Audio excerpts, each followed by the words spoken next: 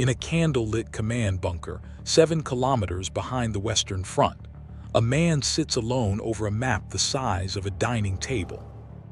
The map is covered in colored pins, penciled arrows, hand-drawn grid squares. Red for German, blue for Allied. The blue arrows point east.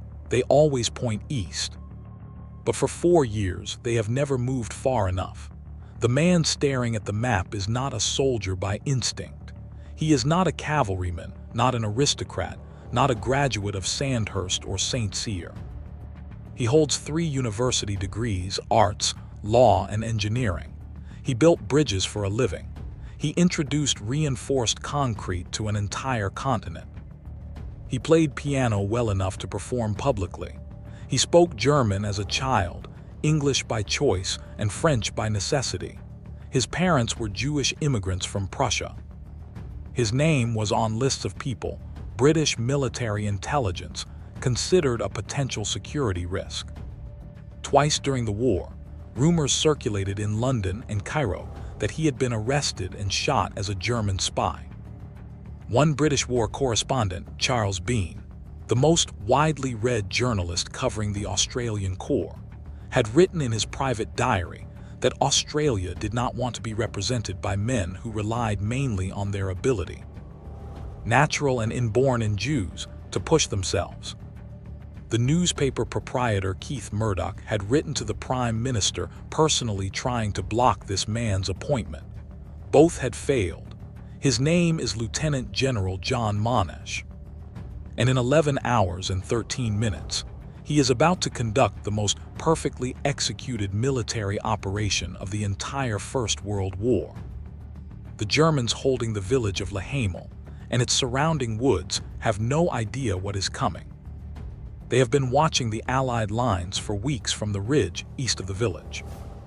A vantage point commanding such a broad view of Allied rear areas that German artillery observers had been directing fire onto supply convoys since April, when the spring offensive had first pushed them into this position.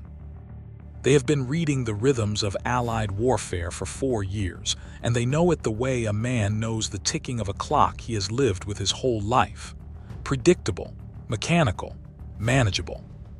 What they cannot see from their observation posts is the rehearsal that has been running for 3 weeks behind Australian lines. A full-scale replica of the Hamel battlefield, trenches, woods, strong points. All of it constructed in a rear area near Vaux-sur-Somme and used by every single soldier who will attack tomorrow night. Not officers only, not NCOs only. Every private, every machine gunner, every tank crew knows the route, knows the objective, knows his exact role in a plan so detailed it runs to 37 pages. Monash's pre-battle conference on June 30th was attended by 250 officers, ran through an agenda of 133 separate items, and lasted 4.5 hours. What the Germans cannot hear, beneath the noise of the usual 3 a.m. artillery barrage, is 60 Mark V tanks moving forward through the darkness. Their engine roar swallowed by aircraft noise overhead. Aircraft Monash specifically requested fly low and loud at that hour, for exactly that purpose. The plan had been submitted to General Sir Henry Rawlinson, commander of the British Fourth Army, on June 21st. Rawlinson had approved it. He had also asked Monash to consider including American troops, recently arrived in France and desperately in need of combat experience, alongside battle-hardened units. Monash had agreed immediately. He saw the Americans not as a liability, but as additional weight for depleted Australian battalions. The 16th Battalion was already running at half strength from months of attrition along the Somme. What the Germans cannot know, sitting in their trenches playing cards and drinking ersatz coffee, is that the man staring at the map in that candle-lit bunker has been thinking about this problem. The problem of how to end a war that has eaten a generation, since before most of them were posted to this sector. He has an answer. It will take 93 minutes. To understand what Hamel was, you first have to understand what the Western Front had become by the summer of 1918. The war was 4 years old. 17 million people were already dead. The Western Front was a scar roughly 700 kilometers long, running from the English Channel to the Swiss border, and it had barely moved since 1914. Generals on both sides had tried everything the military academies taught them: mass infantry assaults, creeping barrages, cavalry charges, poison gas, tunneling. Bombardments lasting weeks that turned whole landscapes into moonscapes of mud and craters. None of it broke the stalemate in any lasting way. Ground gained was measured in hundreds of meters. A kilometer of advance cost tens of thousands of lives. The Battle of the Somme in 1916 is the number most people reach for when they try to describe this arithmetic of failure. 60,000 British casualties on the first day alone, more than the entire population of most towns, one morning, and the line moved barely 3 kilometers. The Battle of Pozieres that same year, a small piece of high ground on the Somme not unlike Hamel, cost Australia 23,000 casualties over 7 weeks. The Third Battle of Ypres in 1917, known as Passchendaele, consumed 325,000 Allied casualties to advance roughly 8 kilometers through churned mud that swallowed men and horses alike. By 1918, the British military had developed a theology of attack. It was rigid, hierarchical, and slow. First, bombardment, days or weeks of artillery fire to suppress German positions. Then infantry advance in waves, walking upright in formation. Then consolidation of gains, followed by resupply, followed by the next push. The problem with this system was that the Germans had 4 years to study it. They knew when a British attack was coming, because the preliminary bombardment announced it days in advance. They knew where the infantry would go because British formations followed predictable patterns. They knew how long it would take because the British moved at walking pace. German defensive doctrine in 1918 was built entirely around exploiting Allied predictability. Flexible defensive lines, thin forward positions to absorb the initial Allied push, then powerful reserve forces counterattacking before consolidation. A mature system, built on 4 years of watching the same enemy make the same mistakes. And then, in May 1918, a civil engineer from Melbourne was handed command of the Australian Corps. John Monash looked at the same Western Front everyone else was looking at and saw something different. Not a tactical problem, an engineering problem. The question was not how many men you sent at the enemy. The question was how you coordinated all your assets, infantry, artillery, tanks, aircraft, into a single integrated system where every component supported every other component, and where the whole moved faster than the enemy could react. He wrote it down. The object of infantry in modern battle is not to fight. Its object is to advance. Fighting is what the supporting arms, tanks, artillery, aircraft are for. The infantry's job is to move forward behind that protective shield, occupy ground, and hold it. It sounds almost obvious written down. But in 1918, on the Western Front, where infantry had been charging machine guns for 4 years, it was revolutionary. The British High Command worried. He was new to Corps Command. He had German ancestry. His ideas were unconventional. The established generals preferred experience, tradition, and doing what they had always done, which was send men forward in waves and accept the casualties. Monash ignored them and started planning Hamel. Le Hamel is a small village on the southern bank of the Somme River, about 20 kilometers east of Amiens. In peacetime, it was the kind of place nobody outside the region had heard of, a cluster of stone buildings, some wheat fields, a church, woodlands to the south called Vere Wood and Hamel Wood. In the summer of 1918, it was a dagger pointed at the Allied rear. Germany's spring offensive in March 1918 had driven a bulge into Allied lines around Hamel. That bulge gave German artillery observers on the high ground east of the village a commanding view of Allied positions stretching westward toward Amiens.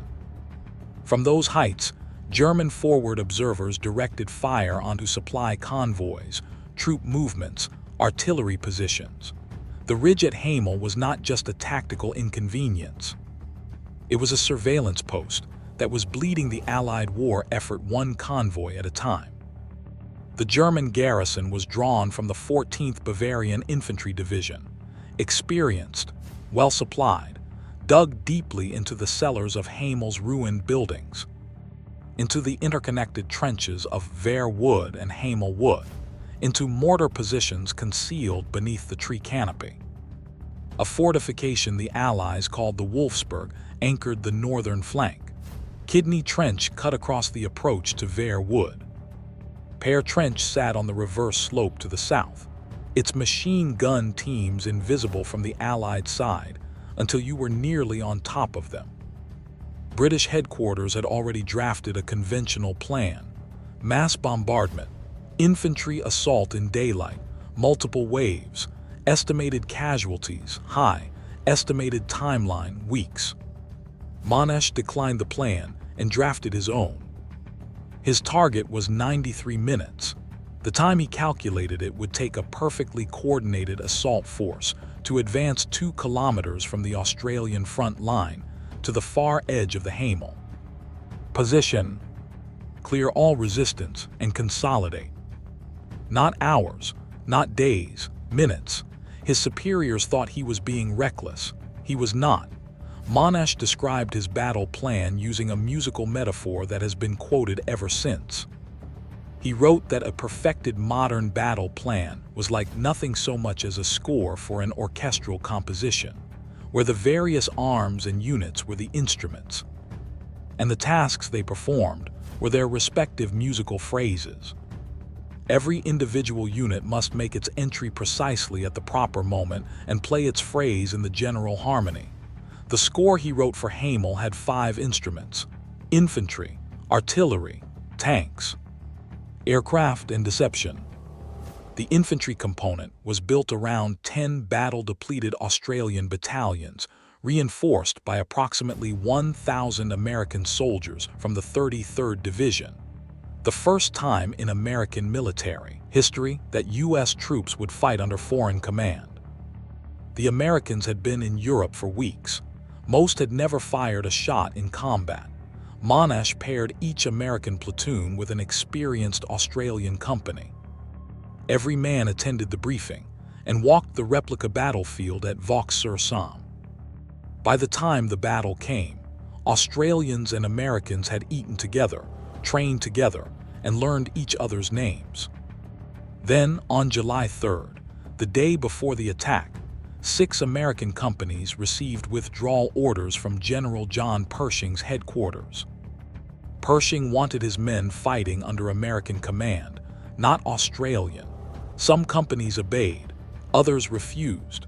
2 Americans in the 42nd Battalion put on Australian uniforms to stay.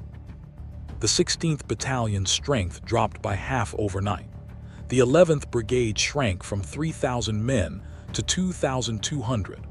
Monash reorganized his battalions around the gaps and said nothing publicly. He sent a message to Rawlinson. The attack would proceed with what he had, unless he received contrary orders from Field Marshal Haig himself. No such orders came. The artillery was not a preliminary bombardment, precisely the opposite. Monash specifically rejected the days-long barrage that had telegraphed every previous Allied attack. Instead, a creeping barrage would open at 3:02 in the morning, with what sounded like the usual harassing fire. But German defenders had been conditioned over the preceding 2 weeks by repeated gas attacks at exactly that hour. When the barrage opened, they would reach for gas masks automatically before they had time to assess whether this was harassment or assault. Gas masks restricted vision. They restricted hearing. They made it impossible to shout a clear warning to the man 10 meters away. Monash had been conditioning this response deliberately, patiently, for 14 days. The tank's 60 Mark V heavies and Whippet light tanks, more armor than any previous Australian operation, would move out at 10:30 the previous evening. Guided by infantry pathfinders, who had already cut paths through Allied wire. Each infantry battalion had painted its insignia on its assigned tank, so soldiers could identify their armor in the dark. Australian soldiers had distrusted tanks since the disaster at Bullecourt in April 1917, when British armor had failed to appear at the promised time and left Australian infantry to face German machine guns alone. Monash understood this. He had spent weeks deliberately mixing tank crews and infantry soldiers together, building the personal relationships that military training manuals never mention but battlefield trust requires. The aircraft had two roles, covering tank movement and direct combat support, with 85 planes assigned to bomb German positions throughout the attack. And for the first time in the history of the Western Front, aircraft would drop ammunition and supplies to forward troops by parachute. No more waiting for runners to carry ammunition through contested ground. Supply would come from the air. The deception extended in every direction. A diversionary attack north of the Somme near Ville-sur-Ancre by the 15th Australian Infantry Brigade would fire simultaneously with the main assault, forcing German command to split its attention and delay committing reserves. In the weeks before the battle, Monash had ordered the artillery to fire high explosives, smoke, and gas toward the target at approximately 3 a.m. on multiple occasions, conditioning German defenders to expect this as routine. The patrols Australian soldiers had been running through no man's land in the preceding weeks, raids that struck hard and withdrew fast. The kind of raids that made men sleep with one eye open had served a second purpose. Every man dragged back from a German trench was questioned. German positions were mapped. Dispositions were updated. The soldiers writing letters home thinking they faced something unpredictable were being watched and studied with engineering precision. July 3, 1918, 10:30 at night. 60 tanks begin moving from Fouilloy and Hamlet toward assembly areas, half a mile behind the front line.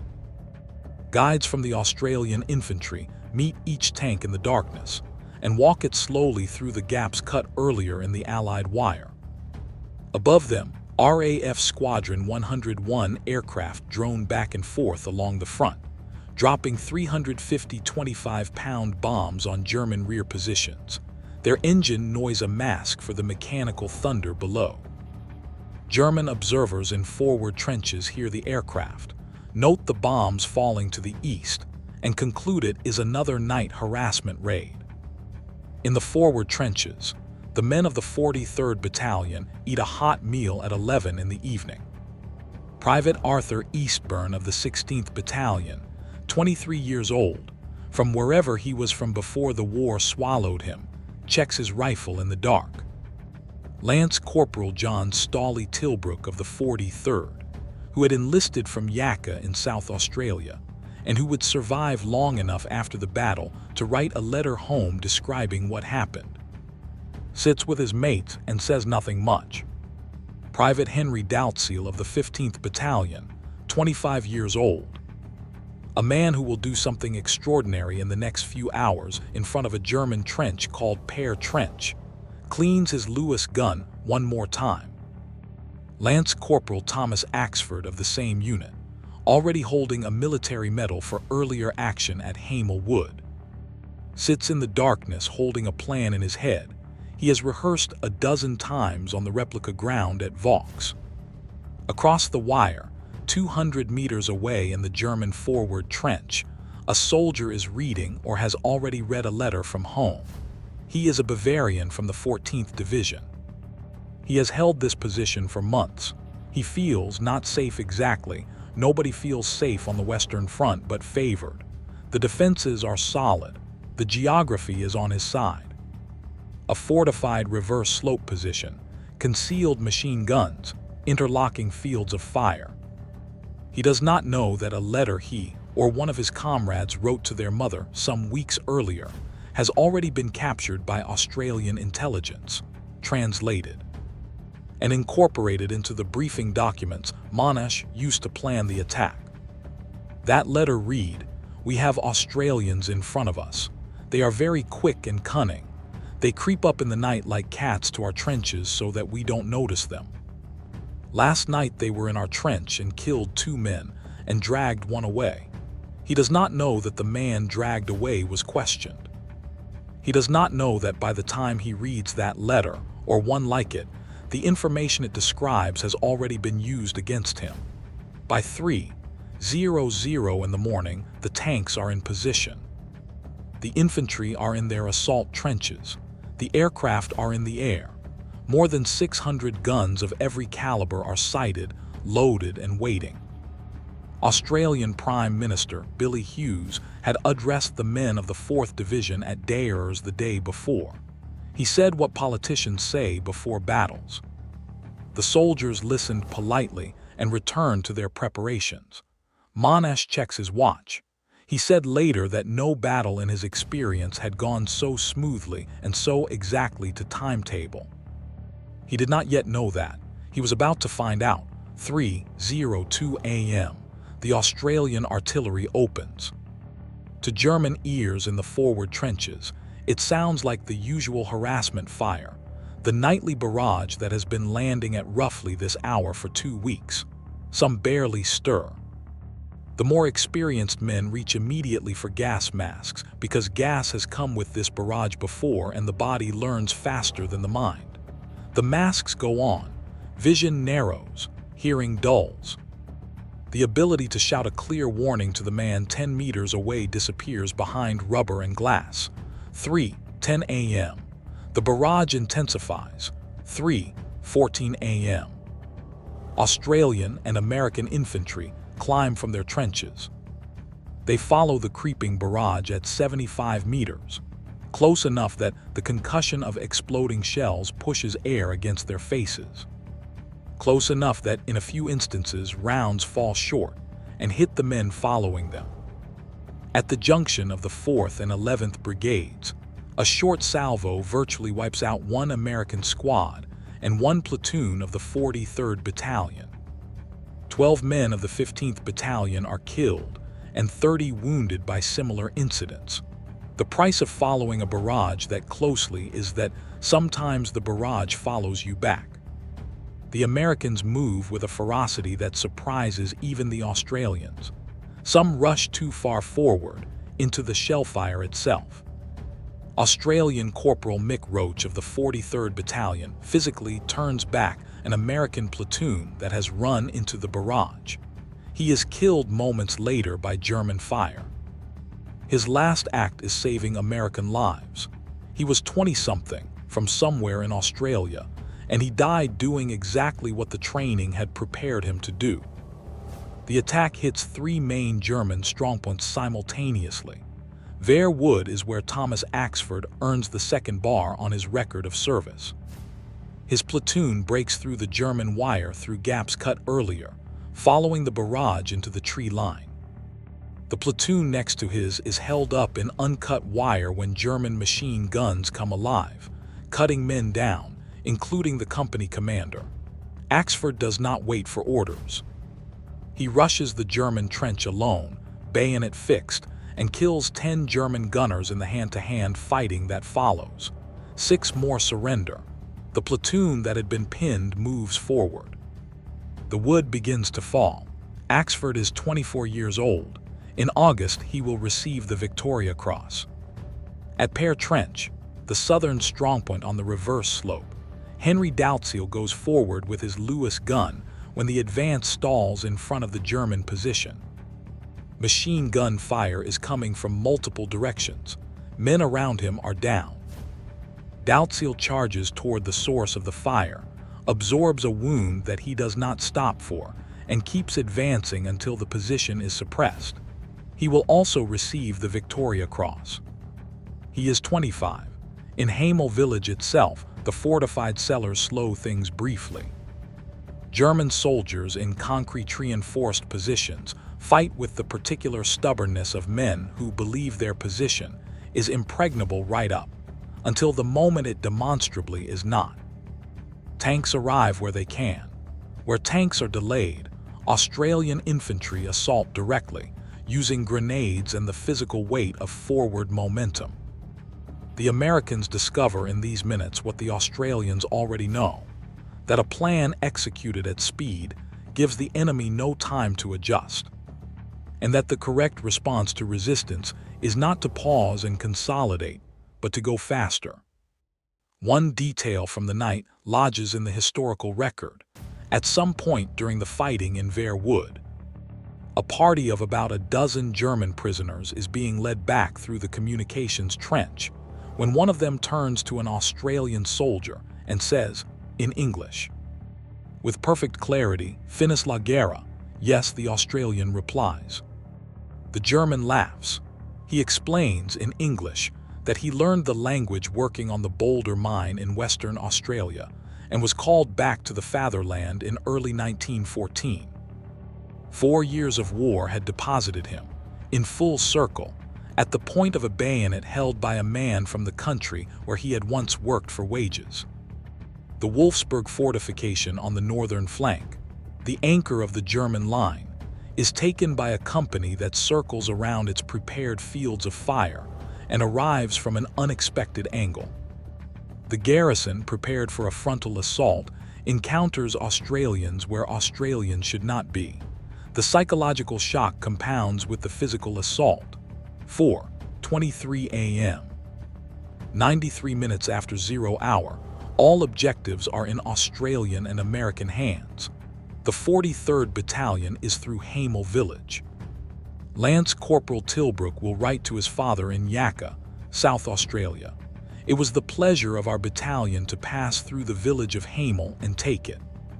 He writes it like a man reporting a particularly satisfying workday, which in a certain sense it was.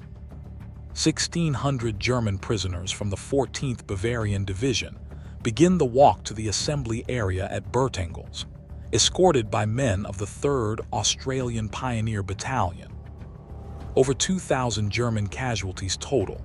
Machine guns, mortars, maps, documents, ammunition, all captured. The ridge that gave German observers a panoramic view of Allied rear areas for months is gone. Aircraft begin photographing the new front line for mapmaking. Other aircraft drop ammunition by parachute to the consolidated positions. The first time in the history of the Western Front this has been done. It works exactly as planned. Corporal Thomas Pope of the American 33rd Division rushes a German machine gun during the counterattack on July 5th, bayonets the crew, and holds the position alone until reinforcements arrive. He becomes the first American awarded the Medal of Honor in the First World War. King George V personally presents him the Distinguished Conduct Medal on August 12, 1918. 14 Americans in total receive British decorations, 4 Distinguished Conduct Medals, 4 military crosses, 6 military medals. One American observer notes the Australians' manner of fighting with a single phrase. He calls it something he had never seen before and could not easily describe. He settles on efficient. Australian and American casualties, 1,380 killed and wounded. Monash had planned for 1,400. He was correct to within rounding error. When the German High Command receives the reports from Hamel, they sit with them for a long time. The maths are not complicated.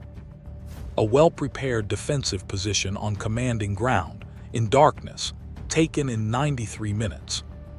The Battle of Pozieres in 1916, a comparable territorial objective on the same river, cost Australia 23,000 casualties over 7 weeks. The same ground effectively, the same problem, the same river. 7 weeks against 93 minutes. 23,000 casualties against 1,380. The ratio is not a marginal improvement. It is a refutation of the underlying assumptions that the Western Front had been built on. German intelligence had a category for what Monash had done. They called it Zusammenwirken, combined arms coordination. Their own doctrine included it theoretically. But the British and Dominion forces they had been fighting for 4 years had never executed it with this speed, this completeness, or this precision. German defensive doctrine had been calibrated against Allied predictability. Those predictions were now obsolete. What the German commanders struggled to process is not just the speed.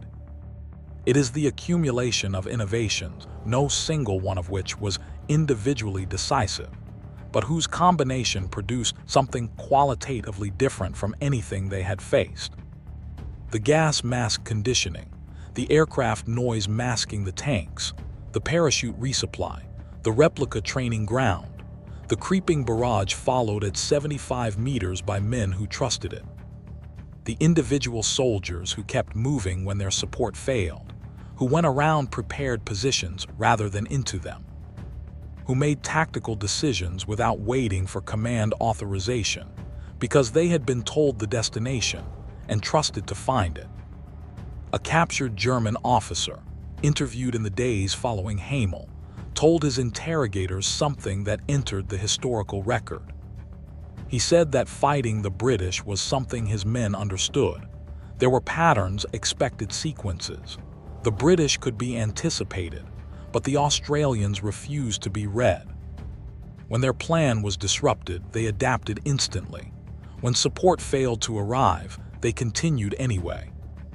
By the time a German commander understood what was happening, the Australians had already done it.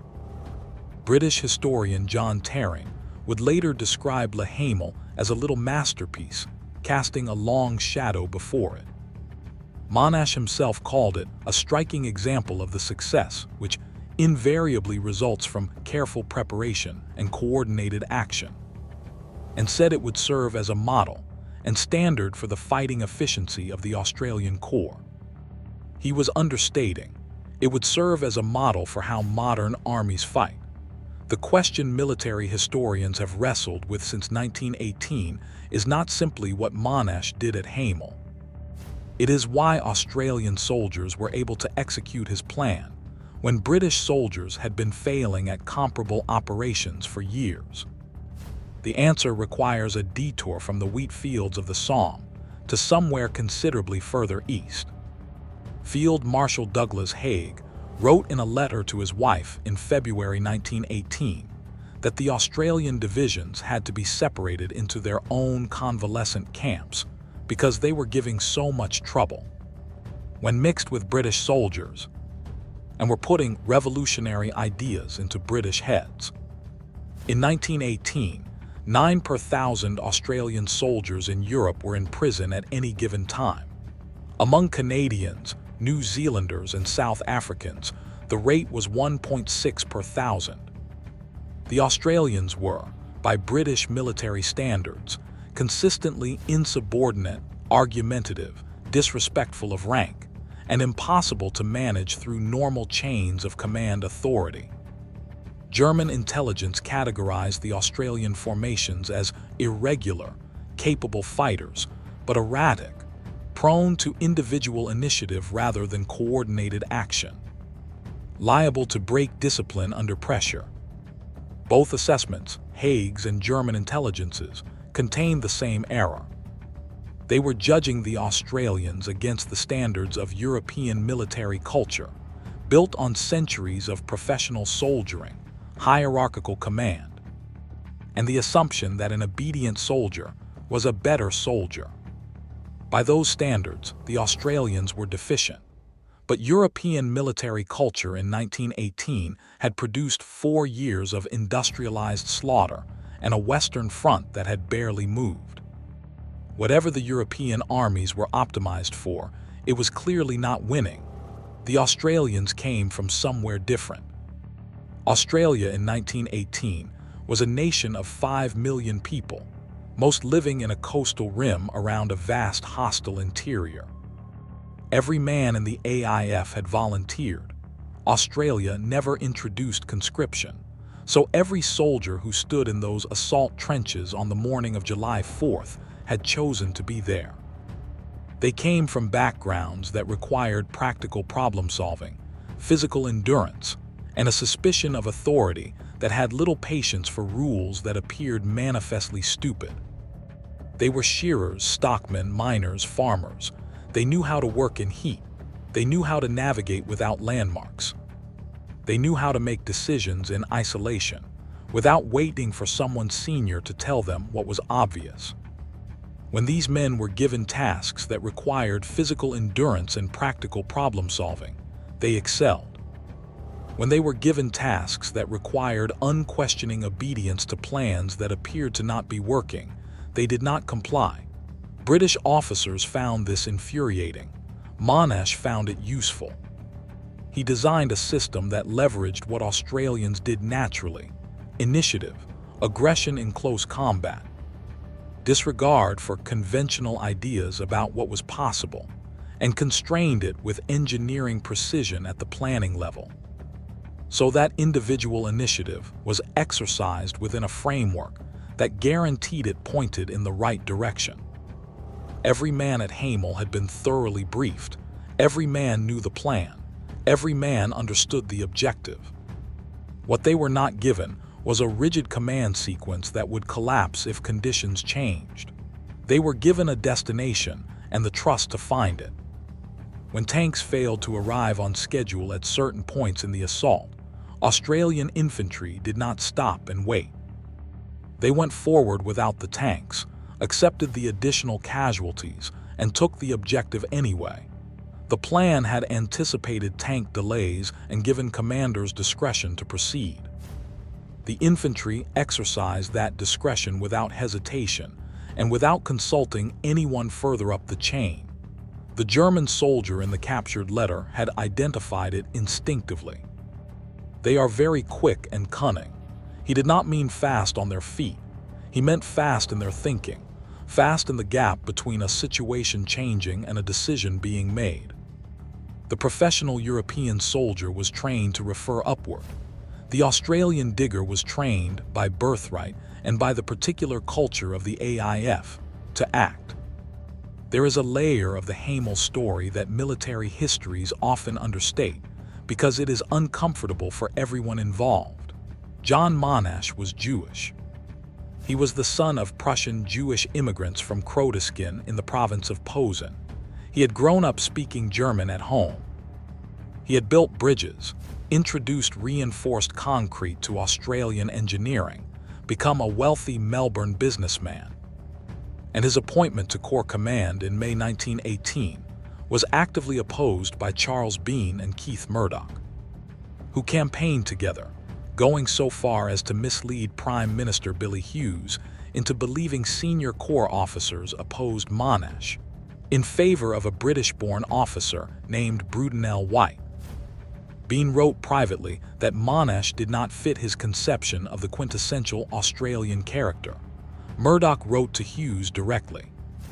Hughes arrived at the front, spoke to the officers who were allegedly opposed to Monash, discovered most of them were not, and the appointment stood. Monash knew about the campaign. He said nothing publicly about it. He did what he had always done when people doubted him. He made his argument with results. The irony was precise and probably did not escape him. The Jewish man of German ancestry, appointed over objections partly rooted in both those facts, produced the most perfectly executed military operation of a war being fought against Germany. Using methods drawn from his engineering expertise, in a battle that would help end the war the British Empire had been fighting for 4 years. He was knighted by King George V in the field. The king came to France specifically to honor him. On August 12, 1918, George V visited the 4th Australian Division. He decorated Monash. He decorated Corporal Thomas Pope of the American 33rd Division. He decorated Private Harry Shelley of the 132nd Infantry. The men who had made Hamel stood before their king in a field in France and received their medals, and somewhere in a cemetery not far away, Corporal Mick Roach, who had died turning back an American platoon from the barrage he himself would not survive, had no ceremony, only a cross. Hamel was July 4th. 6 weeks later was August 8th. The Battle of Amiens began at 4:20 in the morning, and it used everything Hamel had proven. The scale was different: hundreds of tanks, thousands of aircraft, 14 divisions attacking on a 20-kilometer front, but the method was identical: deception, combined arms, speed. Coordinated barrage followed closely by infantry. No preliminary bombardment, no warning, just coordinated violence arriving faster than the defenders could process. The German line broke. Whole divisions surrendered without fighting. Experienced soldiers who had held positions for years collapsed before an attack that moved at a speed nothing in their experience had prepared them for. General Erich Ludendorff, the German commander-in-chief, called it the Black Day of the German army. He and the Kaiser concluded privately that Germany could no longer win the war. Both had believed this before Amiens. Amiens confirmed it in a way that left no room for argument.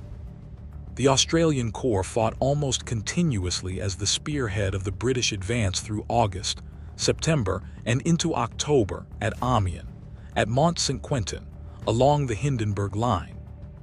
They were withdrawn from the front in October, not because they had been defeated, but because they had been attacking at such sustained intensity that they needed rest. Private Frank Roberts of the 21st Battalion, who had written in his diary on the afternoon of July 4th, with the slightly bored tone of a man describing an ordinary day's work, did not survive to the end. He was killed at Mont-Saint-Quentin on September 1st. His name is on a memorial cross commemorating 10 men of his battalion who died that day. On November 11, 1918, the armistice was signed. Monash led the Australian Corps through London to a reception that the crowds made historic. Hundreds of thousands of people lined the streets. He received honorary degrees from Oxford and Cambridge. British Prime Minister Lloyd George described him as the only soldier of the First World War with the necessary qualities of leadership at a higher scale. He returned to Australia on Boxing Day, 1919, to an enthusiastic public welcome. He went back to engineering. He built Victoria's electricity grid on brown coal deposits at Yallourn that transformed the state's industrial capacity. He became Vice-Chancellor of the University of Melbourne. He led the Anzac Day March every year in Melbourne until he could no longer walk it.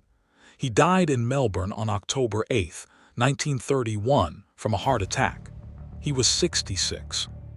300,000 people attended his funeral, 1/3 of Melbourne's entire population lining the route of the procession.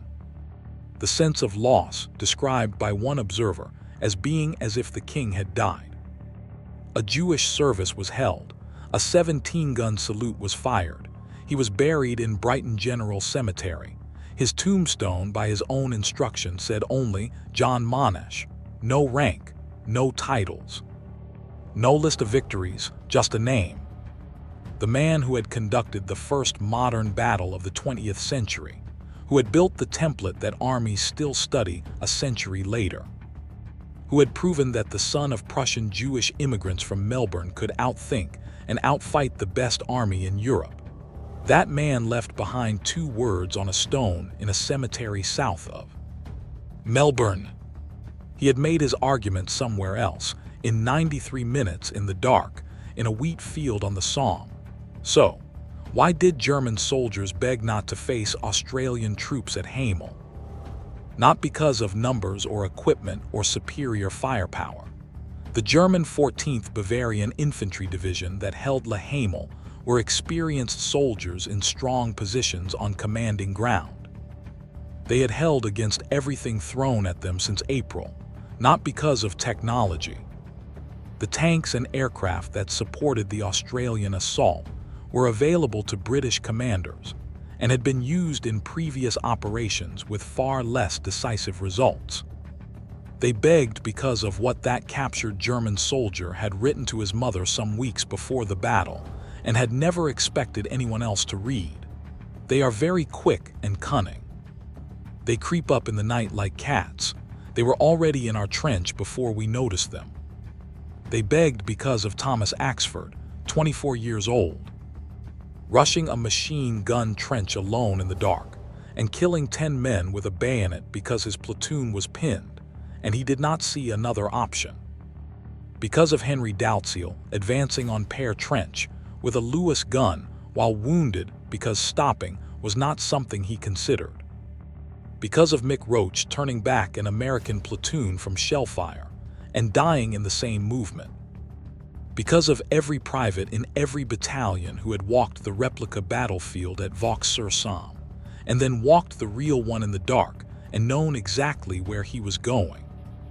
They begged because of John Monash, the civil engineer, the Jew, the man with German ancestry, the one they had tried to keep out of command, who had looked at the same problem everyone else was failing to solve for 4 years and redesigned it as an engineering problem, who had understood that the question was not how much force to apply, but how to coordinate the force you had so that it arrived faster than the enemy could respond, who had written a 37-page battle plan, refined it in a 4.5-hour conference with 250 officers, rehearsed it on a full-scale replica of the battlefield, and then executed it in 93 minutes against a fortified position on high ground in total darkness. Facing the Australian Corps in the summer of 1918 meant facing an idea the German army had no counter for, not a different army, a different understanding of what an army was for. Born in a civil engineer's mind, refined in the specific character of men who had grown up in harsh places and learned to solve problems without waiting for permission. Executed by soldiers who trusted each other and their training completely enough to follow a barrage at 75 meters through the dark. The lesson the German High Command drew from Hamel and drew again in larger letters from Amiens was simple and devastating. You cannot defend against an enemy who has removed the gap between your expectations and his actions. You cannot prepare for an attack you do not see coming. And you cannot stop men who, when the plan fails, do not stop. The men who fought at Hamel went home after the war. Most of them went back to wherever they had come from, the sheep stations, the mining camps, the suburban streets, the river towns, the outback edges. They did not campaign for recognition. They went home and returned to the business of living. The few who wrote about it wrote simply. Lance Corporal Tilbrook's letter to his father in Yakka, South Australia, used no heroic language. It was the pleasure of our battalion to pass through the village of Hamel and take it. That is all. It was a pleasure. They took it. 93 minutes. Done. The Australian Corps Memorial now stands on the Wolfsburg Ridge overlooking Le Hamel, the high ground where German observers once directed fire onto Allied positions. The ground that cost so much to take and was taken so fast. The wheat fields below it are quiet. They have been quiet for more than a century. The granite is cold. The view east is clear and long. On a bright morning you can see for miles in every direction, the way a German artillery observer once could, the way John Monash's plan had to eliminate. The village below has been rebuilt. The woods have grown back. The trenches are gone. What is not gone is the idea that speed beats mass, that coordination beats numbers, that an enemy who removes your ability to predict him has already won half the battle, that the right person in command, regardless of who doubts him, regardless of where his parents were born, regardless of what his tombstone eventually says, can look at a problem everyone else has failed to solve and find the solution hidden in its structure. John Monash found it. Thomas Axford and Henry Dalziel and Mick Roach and every private in those assault battalions carried it forward in the dark. And the German army, which had held the Western Front for 4 years against everything Europe could produce, begged not to face the people who had brought it.